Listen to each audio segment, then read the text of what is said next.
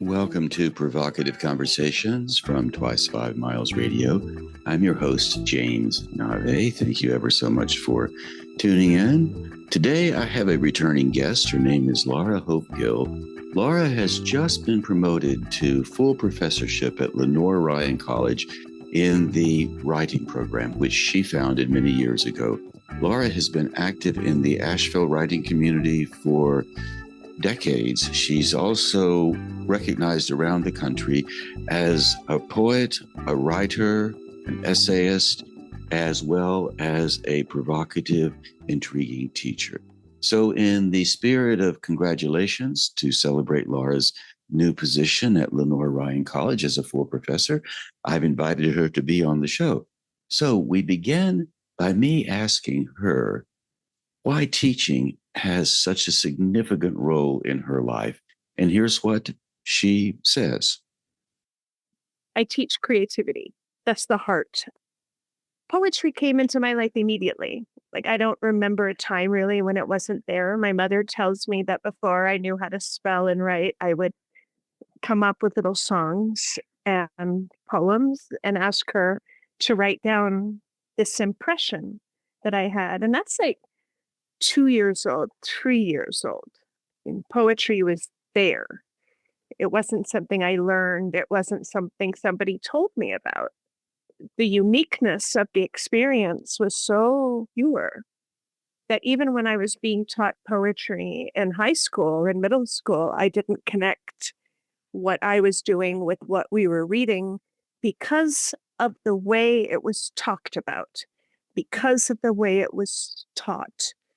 They had me counting lines. They had me writing ABBA, CDDC, EFFEGG to a sonnet that was written about the most important things in life.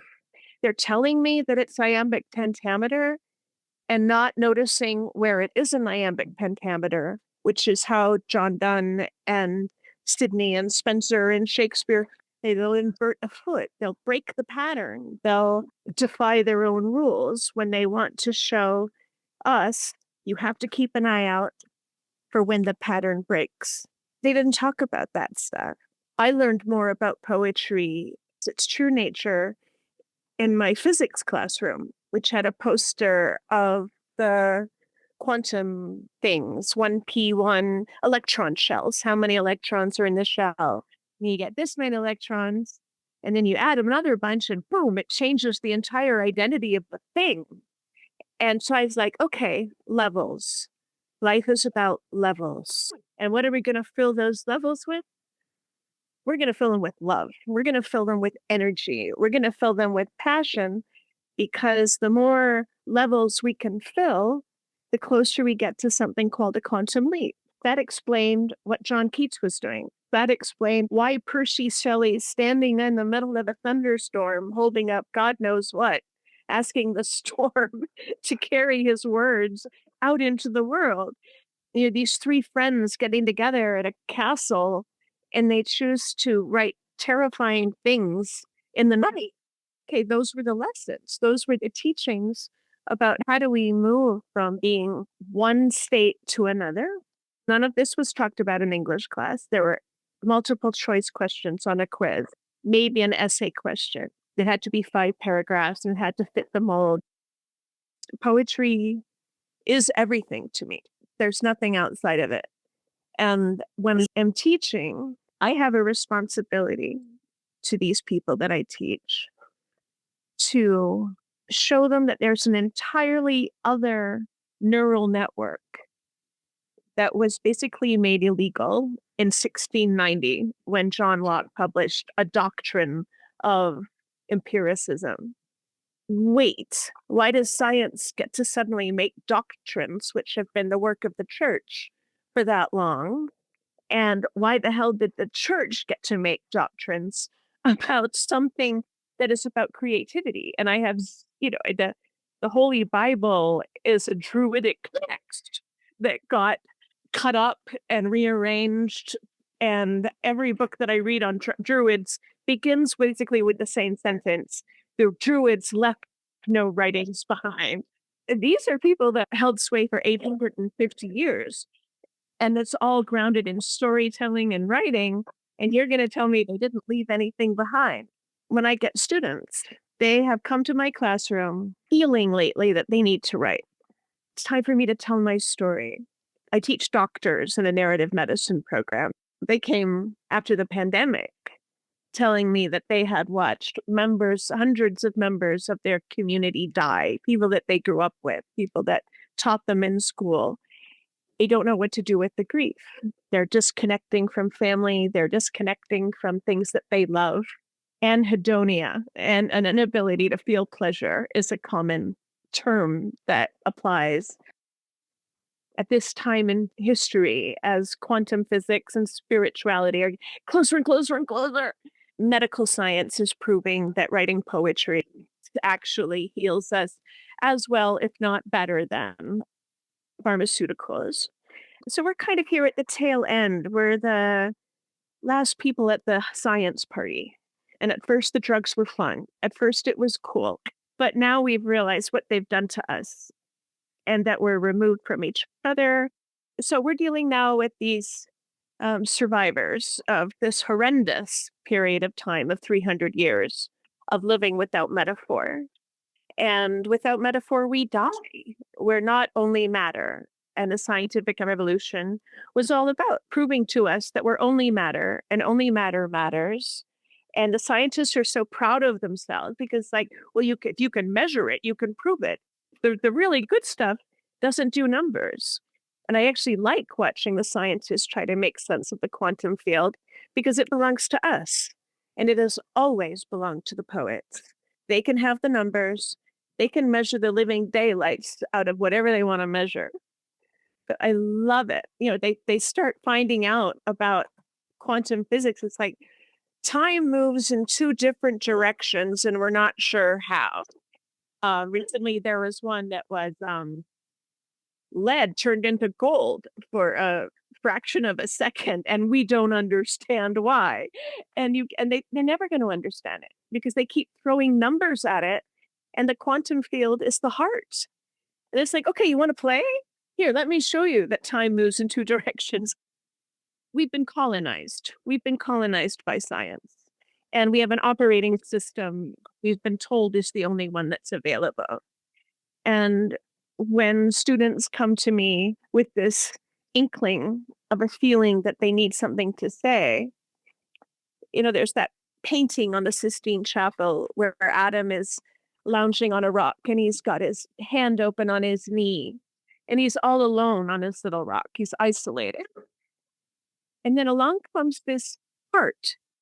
Michelangelo has painted this image of God and a whole bunch of other people in a heart. And he was like stealing cadavers and cutting them open. So he knew what a heart was. And you can see the aorta, you can see the vena cava, and it's a party cloud. It's like all these people are in there with God. And Adam are on his empirical rock all alone. And then along comes this part of us where we are hearing music all the time. This part of us where we feel spacious and free and happy. Now we have polyvagal theory coming from the counseling world, which is called the second brain, right? It's called the second brain, and it is a part of the parasympathetic nervous system is actually called the social nervous system, and it's where language is. So when we're all stressed, when we're wounded, when we're hurt, and we feel the urge to write, we are shifting from isolation into community. And as a teacher, my job is to say, the door is open and you're welcome here. And I don't use any critique in my workshops. We never say anything negative at all. And poet after poet after poet comes through. Even people that come in, I have this one student, she's a surgeon, a world-class surgeon. She's on the NASA bioethics committee for the mission to Mars. She's got her MBA, she's got her MD, got her doctorate in engineering from MIT. And she came to my program for narrative medicine, saying she wanted to teach it to her surgical fellows now that she's emerita. And she said, I'll do anything, but I'm not going to write a poem. Don't even ask me. If I have to take a class in it, I'm going to skip it. And you understand me? I'm like, I understand you. She wrote her final thesis going through her notebooks of her surgeries and her cases, stories of baptizing a stillborn baby alone in a hospital at night and not knowing if she was allowed to do that or not, but not being okay with not doing it and not even knowing if she believed in God. So this human side of all these surgeries came up. She called the book Care for the Wounded. And she's publishing her poetry and she's teaching with me for free now for like 5 years since she got her MFA. So that's why I teach. You were talking about the 300 years of science influencing the way you and I and the rest of the people that we know think. You also said that is changing. AI is here, political disruptions are here, 8 billion people are here trying to figure out what to do. And in all of this, you talk of teaching, and yet as you speak, I am seeing you as much of a guide as a teacher. Can you speak to that disruption and how, as a guide slash teacher, you're interacting with all of these folks who come through? Do you see them as students? Are they hybrid collaborators? What are these poets, and how do you view your relationship with them? I'm showing them that they can heal. And they didn't know they could. They were told that poetry was this silly thing that doesn't matter. The way that we were taught in school made that very clear. School should have been taught as, okay, now we're in a science classroom and we're going to create hypotheses and we're going to create experiments with which to test those hypotheses. And then we're going to analyze the data and then we're going to draw conclusions. Then you go over to English class, and this is how it should have been. Now we're going to learn how to do the creative process, which is the other half of the scientific method. In the creative process, we feel something that is uncomfortable, and we're going to put it down on paper, and we're going to see what our creative imagination does with it. And then we're going to share it with each other. When you hear somebody else's piece that speaks to you, then you share your piece. And then somebody will feel akin to what you read, and then they will go. And we're going to inhabit this space that is nonlinear, because as you go through life, you're going to have to use both. There will be times when you need to be able to analyze a problem. Money is draining from your bank account faster than you're happy with. Analyze your freaking bank account and look at all the subscriptions that are stealing from you. There will be times when analysis will not do anything for you. Something will happen that will be so shattering that it will take associative logic to move you out of it. When you're writing creatively, the universe is going to notice. And when you write something, it's going to make something happen that speaks to that. And once you notice that, you'll know you're not alone. You have a guide. And everybody up until the 1700s knew this, knew we had a guide. Rumi calls it his little friend. John in the Bible calls it the Christ. Marcus Aurelius calls it the Logos. Sharon Olds mentions it. She says, it rides in on her own words, and we all do this. We don't talk about it. We have this linguistic guide. My job teaching my students is to get them to notice this. And I have 18 students, and a lot of them were counseling students who had never written before for pleasure, or they had, but as we're sort of encouraged to do, we drop it in order to take life seriously. The first week, they had to write a little reflection on something that they were troubled by. And they all wrote about 800 words, which is what I request, at least 800 words. And then when class got together, I had them paste, it's all in Zoom, had them paste their final paragraphs in the chat. And then we compared them, and they were all positive. So they would start in these places of great discomfort and loss, and emotional pain. But the writing always, always guides us to a new way of looking at it, sometimes a solution, sometimes just a beautiful way of grieving what's lost with a little promise that I'm going to live through this. That's all I have to do, really. And they're like, wait, what was that? And I'm like, that's nature. That's natural intelligence. And Percy Bysshe Shelley talks about it in the Defense of Poetry. He says that's what we're going to lose if we go all in on science. And he also calls it the poetical principle. And I get students thinking with their natural intelligence again, and they get happier, they get healthier. One student went off the Dilaudid pump, which is an opium pump in your body. And when she started writing, she told her doctor she wanted to get off it. No one had ever asked for one to be removed. And so they had to gather a surgical team from different hospitals to figure out, how do we take out the pain bug? And she was basically in a wheelchair when she started and on this Dilaudid pump. And now she's written 3 books. She's running workshops. She started a creative nonfiction class with memoir. And she couldn't write in first person. There was no first person when she went to write about herself. She wrote about a man in Louisiana, a Black man who was not wealthy and would make turtle soup out of turtles.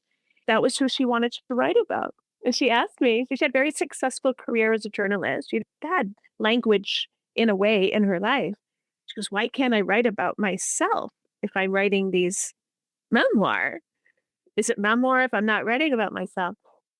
The man that she was writing about, she figured out, was the father of the family's housekeeper, who would find this woman as a young girl after being beaten up by her brothers and worse. And they would leave her in a closet, and the housekeeper would look for her and find her and clean her wounds and give her hot milk and change her clothes in time for when everybody sat down for dinner. Once she started to allow that character to speak, she could speak. And she traveled back to Louisiana. She got all her family members together because they never talked about it. And she'd never talked about it. She'd forgotten it. And she told the truth, and she got them to acknowledge it.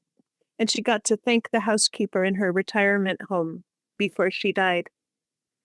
So I just say, there's a story inside you, and you have no idea what it is. And once you open it, you have no idea where it's going to take you. And then she and this other student who was 78 when he joined my program, and 82 when he graduated, and 86 when he passed away recently. He was depressed when he came in. He and his wife were having to sell their home and move into a retirement community. She was having dementia symptoms, so he was watching the end of his married life. And he wanted to write a book about the new Jim Crow because he was a successful engineer, a CEO of a multinational company. And he was furious that he didn't know what was going on with prison labor. And he wanted to write a book that set the record straight. I was like, okay. And he signed up for a creative nonfiction class. I asked the students to compare ancient classical storytelling and new Salman Rushdie short story or something. Talk about the elements of real and the elements of non-real. He wrote a chart. He handed in a spreadsheet. And I was like, yeah, you can't do that here. You can't do that. You have to sentences, like complete thoughts. He's like, okay. Then he discovered the Romantic poets, Navé. And they came to me with Ode on Melancholy. And he said, can we sit together and read this? I'm like, yeah, we can. And he goes, he's sad. And I was like, yeah, he's sad. He goes, but he's not seeing it as a bad thing. I'm like, no, he's not seeing it as a bad thing. He's seeing it as a part of his life, as a part of who he is as a person. He said, I'm sad. I'm very sad. Will poetry help me? I said, yeah, it will. And it was not long until he sent me a text message saying, damn you. And I texted back, like, what? I mean, like, I was at the grocery store and I had a full cart, and I'm just the next person in line, and a poem started in my head. And I couldn't stand there any longer. I abandoned the cart and I went to my car so I could write it down. Damn you. And that was the beginning. And he continued to study poetry and write poetry. He and the other woman that I told you about, they both went off their blood pressure medication, not because I told them to, but their doctor said, you seem to be doing fine without it. This student, John, he had been suicidal. And during the pandemic, he'd graduated, but he said, I want to publish a book of my poems. And I was like, okay. So I worked with him on that. And then he started to book himself on cruises with like there's a literary cruise between New York and London or something, and it's poet laureates. Booked himself a trip on one of those with the week in the West End Theatre District. After that, he booked a trip on the Trans Canada Railway, and he bought a whole new Land's End wardrobe for it, like turtlenecks and flannel shirts, and he rode in the observation car and wrote poems about the stars. And he died from a hiking accident. It's like and now it was after our last lunch, we would meet for lunch. He said that poetry saved his life, and he credited me with saving his life. And I was like, yeah, it's poetry. And so when people tune in and they just begin to welcome their natural intelligence, this part of us, this little friend that we have, they get happier, they get healthier, their relationships get better, and they thank me. And I just said, write something. I want to build on a thought that you offered a moment ago. You started out this conversation by saying, well, I don't teach writing, I teach creativity. Then you came through a bit and you said, it's the creative process, the methodology that I'm teaching. So can you parse a bit between creativity as a state and the process that you help people through, and how to take full advantage of this birthright? So my relationship with poetry is my relationship with the divine. There's zero. I think that Jesus is intuition. Intuition is creativity. Hearing the voice of God is about being able to communicate to that deeper self and our day-to-day selves bumping around in the world without much of an idea of what's going on. But if we can tune into that deeper self, which could be Jesus, which could be the Logos, could be Moses, I have been shown in my own journey, because I was so committed to it, like you, we just like, this is it. This is what I want to believe and this is what I want to do. And there's nothing as valuable as this to me. So it has shown me things. And when I lived far out west alone in my cabin by the sea in Squim, which was hit by these floods recently, I was alone. I taught in the mornings, 4 hours a day, 4 days a week, and the rest of the time alone in nature. And no one had ever told me about mysticism. I was raised an Episcopalian, plaid, wool, pearls twice a year, and you're good. Not much conversation about anything exciting.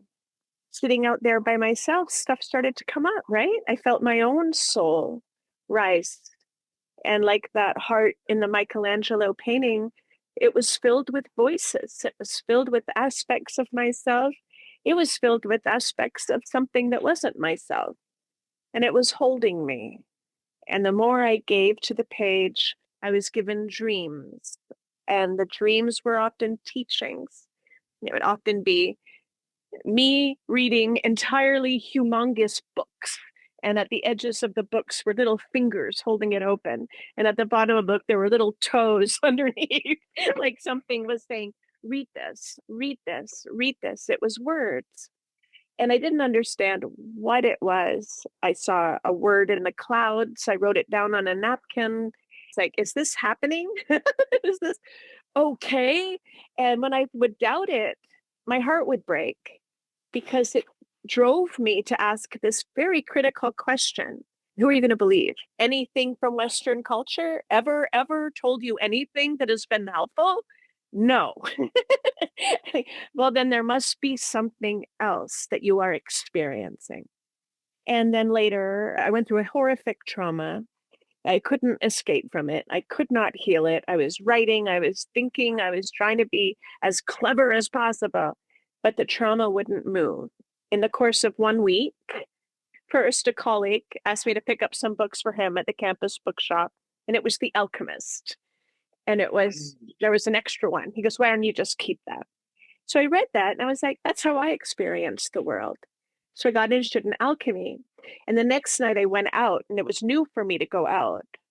But there was a fringe event and I wanted to see it. And a woman did a performance piece about alchemy. And I was like, oh, something's happening here. And I had asked the psychotherapist, who I'd been working with for over a decade at that point, it's like, there has to be something that we could be exploring, that you could lose your license for teaching me. I know you're holding back. What have you got? And he brought in Jung's alchemical studies. And I was like, okay, let's go. Alchemy is the creative process. That is a form of reasoning in which we welcome a third part, and we don't know what that third part is going to be. And in writing a sonnet, you begin with, oh, this struck, I hurt, or, oh, I'm confused and I don't know what to do, or I don't have any friends. You start off with me, right? And then you say a little bit more about yourself, which requires vulnerability. Like the first one can be angry, right? But then 8 lines, you're going to have to be a little bit open. Once we've named it, once we've named the pain, when in disgrace, with fortune in men's eyes, I all alone beweep my outcast state. You get to a turn, right? Like there's the turn in the poem.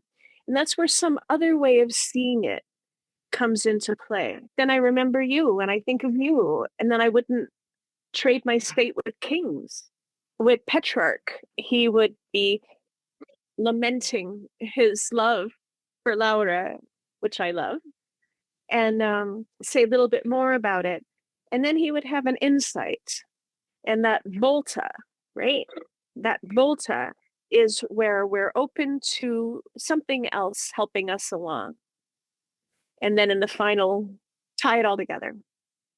That's creative reasoning, where it isn't just, I hurt, I want to kill somebody, it's not just bam bam logic, which we have in the White House at this moment. And we also have like bam bam logic all over the place with social media, because social media doesn't allow us to do that third part. This is what I think. And then somebody else like, well, this is what I think. Like, well, I hate you. Well, I hate you. Boom, done. And I think this is why Shakespeare did what he did. I think he knew that we were about to lose creative reasoning. He saw the writing on the wall. He saw that a very toxic kind of masculinity was coming into play. One that didn't feel, one that just wanted to win. And this is why we get Macduff. After his family's been killed, his soldiers say, fight like a man. Macduff says, first I must feel it. And that's kind of like lights out for reasonable men in the West. That was it. Macduff went, and it's why we have the soliloquies, right? We're going to show everybody in the Globe Theater how to think through something, to be or not to be, right? Let's ponder this. Let's explore this. We need that now more than ever. And that's what alchemy is. The church even outlawed it. And we were told that it was about turning metals into gold, and people started trying to do that. But it was never about that. Alchemy was about knowing that we're head and we're heart, and that where we say heart, We're talking something metaphysical, not physical. Poets wrote about this. I have something to track here because of what you've been saying. I would like for you to reflect on the idea of what we do as poets and in our practice of alchemy, and how the environments around us influence and inform that. And it can be any environment. So all environments have validity. I don't have to go to the mountain cabin and commune with the migrating warblers in the springtime. Reflect on how we as creatives can value and take advantage or have a communal relationship with what's around us wherever we are. There's a book out by a woman named Laura Marks at Duke University called The Fold, like From Your Body to the Cosmos. And she's a philosopher and applied physicist. Her book is about how now that we know that there's no such thing as reality, that the universe is ceaselessly folding and unfolding in on itself. And we too are folding and unfolding in on ourselves. And I see this with my students, like they'll be 8 weeks in on a wonderful ride of creativity. They'll say, "Can I talk to you?" I'm like, "Yeah, sure." And one of them was this doctor. He was aware he didn't like who he was anymore, medical director of multiple things. And he called me one day. He had taken 3 days off work because his favorite musical, The Wiz, was playing in Charlotte. There was a NASCAR race, and he loved racing. And then there was a third thing that he loved, and it was happening in Charlotte too. And there were these three things. Whenever there's three, you know you're in a story, you know it's happening. And he was reading Care of the Soul, and it was really having an effect on him. And I couldn't talk to him on the phone because I was in the middle of something. But I said, "Go do those things and write about it." And he did. And now he has a circle of doctors that he hangs out with creatively. He's built a grotto in his backyard. And he's returned to making films and buying video equipment and playing the guitar. And all these doctors come over, and it's like Dead Poet Society in the cave. And these doctors are all embracing their souls again. So the material world started to welcome him because he started to tune into his heart. The students will ask, and I'll say, there's a lot I can't put in the marketing material. Trust it, and it's going to be okay. In my own experience, well, I saw it when I was out west. Nature just put on an amazing show for me. Like, "Hey, check this out." And it would tell me what blackberries to pick from a blackberry bush. And if I made the decision intentionally, the blackberry would be sour. But when I let it choose the blackberry and intuitively move my hand under it, it would be sweet. It wasn't until the brain injury. I had a severe brain injury in 2022, November 2nd. It was a dog feeding accident in my kitchen where they say the accidents happen. And I landed on the back of my skull, and I disabled something called the occipital lobe. And the occipital lobe is what receives stimuli from the world. And if it thinks it's true, if it thinks it's real, it kicks the stimulus up into the reality part of the brain. And if what is occurring is not a part of the paradigm, Navé, it silences it. So mine broke. And I could not think. This particular brain injury didn't allow me to have any cognition. I couldn't do any thought. I had to write on my fridge whiteboard, "You have a brain injury. You can't think." I had to block out all the light from my house, including unscrewing the light bulb from the fridge, covering all little digital devices. Like the smallest light would cause me intense, intense pain. That was 7 months without a self, 7 months without an ego, 7 months with one of 5 senses remaining. I'm deaf, and there suddenly I was blind, and I also couldn't smell, and without smell you can't taste. So total sensory deprivation. And inside that, Inside that, there was a voice. I needed everything to be that silent to be able to hear it. You're in here, aren't you? And it was like, I am. And then it started singing The Wreck of the Edmund Fitzgerald. And I said, are we singing that because I am the wreck of the Edmund Fitzgerald? And it said, yes, you are the wreck of the Edmund Fitzgerald. And it didn't mean it in a sarcastic way. It was telling me it knew what was going on. And in that space, it moved me around my house in a way that was farthest from the sun. And in the evening, it would let me sit in my living room where there was a little bit more light during the day, but at night it was safe. It was a guardian. After about 6 months, I gave up. I decided I was going to be blind forever. I gave up on the idea of any kind of improvement or healing. I was like, I need to get used to this. And so I told it, I said, I'm going to be okay. I'll just live blind. And I stopped taking off my sleep mask and I wore it all the time. And 2 weeks after making that decision and relaxing into that, I woke up in the morning one day and could see everything. Sunlight, I could see my dog, I could see my hand when I moved in front of my face, and that mask was still on. The sleep mask was on. Intuition had taken over completely, and I had come to trust it completely in that time because I had no choice. It was the only thing in there. After that, I started to get better. And since then, it's insane how in tune with me. Like I will have a thought of, oh, where's that hair clip I like? And then, oh, there's that hair clip I like. I was doing some home repair and I had mismeasured a length of quarter round that I needed. And at Lowe's, I had bought a 6-foot thing of quarter round. And then somebody bumped into me as I was checking out and knocked a foot of the quarter round off. And I was like, oh, damn it. But what I needed was 5 feet. And the exact length that had been cut off was 1 foot and it fit perfectly. This is constant. Thing that I need is always close at hand.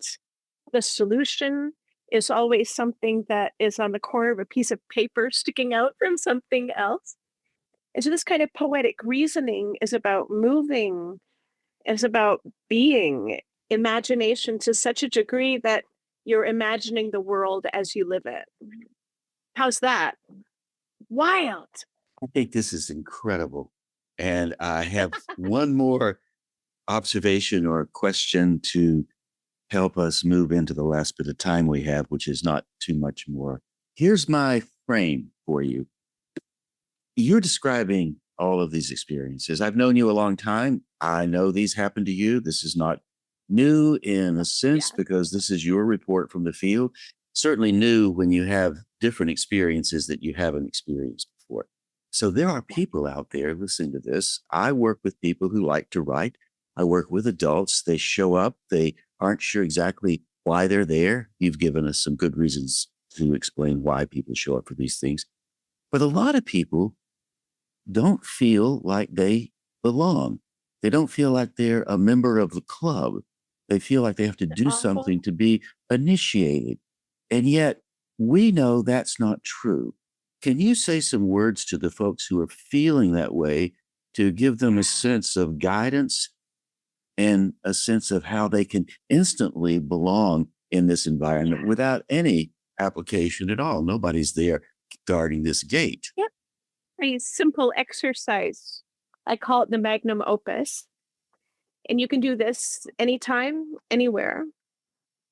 Write down 7 objects. It's like a hat, a teacup, clock, cloud, river, things that are. And then pick one and write it at the top of a page and write how it started. Make it up. If it's a light bulb, how did it begin? How did it start? Or you could do heat it up. That's one that I also use. And the second one, put it in water. The third one, take it apart. The fourth one, connect it to something. The fifth one, destroy it utterly. The sixth one, leave it alone. And the seventh one, bring it to life. This is the alchemical process. You saw me. I did it like 20 years ago at an event where you and I were doing something at the Hawk and Ivy, right? And everybody did it, like 150 people there, and suddenly everyone's writing.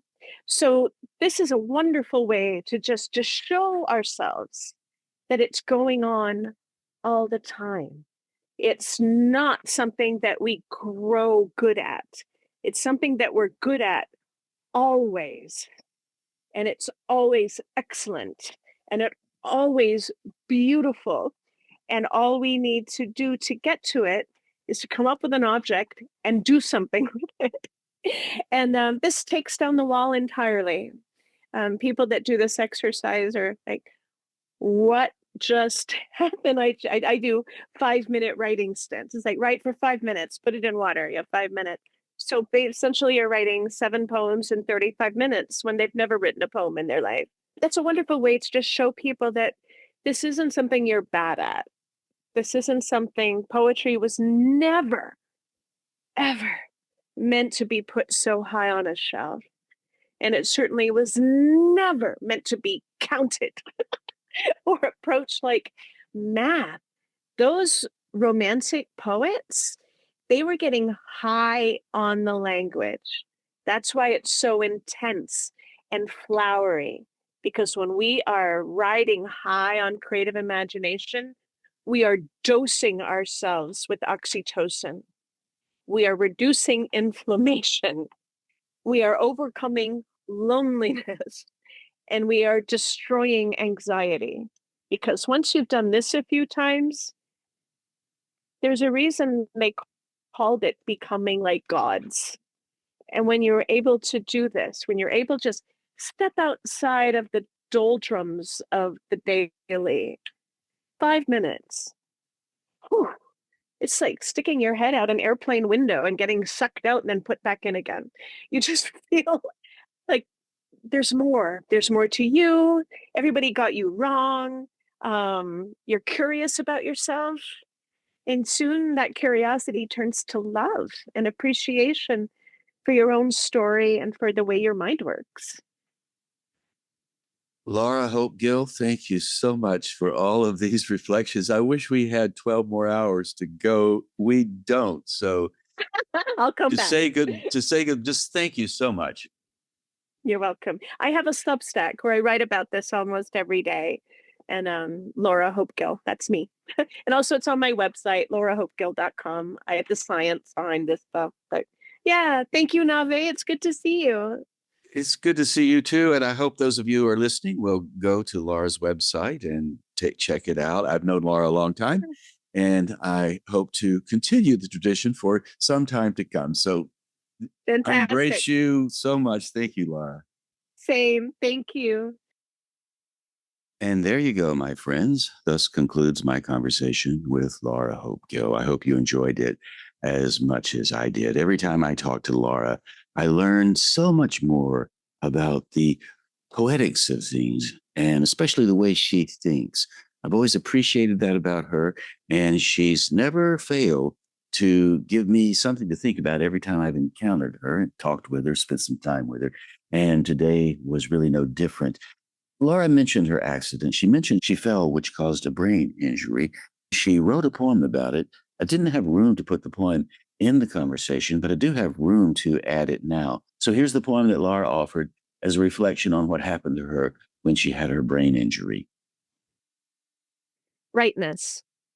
I had this experience. I was somebody else at the time, someone I no longer talk like, act like, think like. I feel the same. Love is the same. Trust is the same. Fear is also the same. Terror is the same. I was pushed off the cliff of myself. I fell for a while as the cliff I had been changed with every inch I fell. I fell away from the me that was falling as I fell. I went somewhere. I had to let go. I went far away to witness something close up. I had to be blind to see because it was brightness, and you can't see this in daylight. It was so bright. I kept checking to see if my eyes were closed because it didn't make sense and they were closed. I understood everything after that about the darkness and the light, about how much of one you have to fill with before you find the other deep inside it. I saw something without seeing and was astonished and smiled and laughed in amazement. My relationship with light is different. It isn't what it was. I can almost open my eyes and not see again. That's a terrific last line, don't you think? I could almost open my eyes and not see again. Seeing, what does it mean to be able to see? When you see poetically, it means that you are allowing yourself to embrace the great potential that you have for appreciating beauty. I've quoted this quote before from Charles Wright. I'll say it again. All beauty begins with disappearance, the bitten edges of things, the gradual sliding away into tissue and memory, the uncertainty and dazzling impermanence of days we beg our meanings from, and their frayed loveliness. All beauty indeed does begin with disappearance, and beauty, in a sense, requires seeing. And yet, when you close your eyes and you feel the tabletop around you, you will get imagery that you seem to see coming from your imagination. Does not require your eyes to see it. You will get that imagery, and that imagery is another kind of seeing. When I'm talking with someone, say if you and I were at a cafe and you explained something that you were doing in your life that was very complicated, I might say to you, I see what that means. So I love what Laura's talking about when she's trying to give a sense through her poetry, through that great poem, how seeing can be translated in many different ways, or denying yourself the opportunity for light and yet having another kind of illumination, the illumination of a dream. If you've ever had a dream and you've enjoyed the visualness of it, it seems like you're seeing, even though the dream is happening with your eyes closed. And in a sense, when we write poetry, we are trying to see inside our imaginations, to invite our imaginations to see something with us, to come up with imagery that might seem a little bit different to those first reading it because it's a different way of quote unquote looking at the world. And so there are a lot of ways of looking at the world. I'm airing this show the weekend before Christmas. How do you see things in the holiday season, during the Christmas season? Well, we see things very different 12 months out of the year, and the Christmas season is no exception, really. That said, from the point of view of poetry, we can do a bit with the Christmas season around poems. So what I'd like to do now is shift the vibe just a little bit, and I'd like to read a poem for you that you have known for many years. It's titled A Visit from St. Nicholas. It's by Clement Clark Moore. And when I begin it, you will know exactly what it is because, like I said, you've heard it plenty of times before. It's full of imagery, it's full of visuals, it's full of things that you may or may not have ever seen. And yet, in your mind, you see it all the time. So here we go. This is a Christmas poem that you know very well. I bet you may have already guessed it. 1, 2, 3. 'Twas the night before Christmas, when all through the house not a creature was stirring, not even a mouse. The stockings were hung by the chimney with care, in hopes that St. Nicholas would soon be there. The children were nestled all snug in their beds, while visions of sugar plums danced in their heads. And Mamma in her kerchief, and I in my cap, had just settled our brains for a long winter's nap, when out on the lawn there arose such a clatter, I sprang from my bed to see what was the matter. Away to the window I flew like a flash, tore open the shutters, threw up the sash. The moon on the breast of the new fallen snow gave a luster of midday to objects below. And what to my wondering eyes did appear but a miniature sleigh and 8 tiny reindeer, with a little old driver so lively and quick, I knew in a moment he must be St. Nick. More rapid than eagles, his coursers they came, and he whistled and shouted and called them by name. Now Dasher, now Dancer, now Prancer and Vixen, on Comet, on Cupid, on Donder and Blitzen, to the top of the porch, to the top of the wall. Now dash away, dash away, dash away all. As leaves that before the wild hurricane fly, when they meet with an obstacle, mount to the sky, so up to the housetop, the coursers they flew, with the sleigh full of toys, and St. Nicholas too. And then, in a twinkling, I heard on the roof the prancing and pawing of each little hoof. As I drew in my head and was turning around, down the chimney St. Nicholas came with a bound. He was dressed all in fur from his head to his foot, and his clothes were all tarnished with ashes and soot. A bundle of toys he had flung on his back, and he looked like a peddler just opening his pack. His eyes, how they twinkled, his dimples, how merry. His cheeks were like roses, his nose was like a cherry. His droll little mouth was drawn up like a bow, and the beard on his chin was as white as the snow.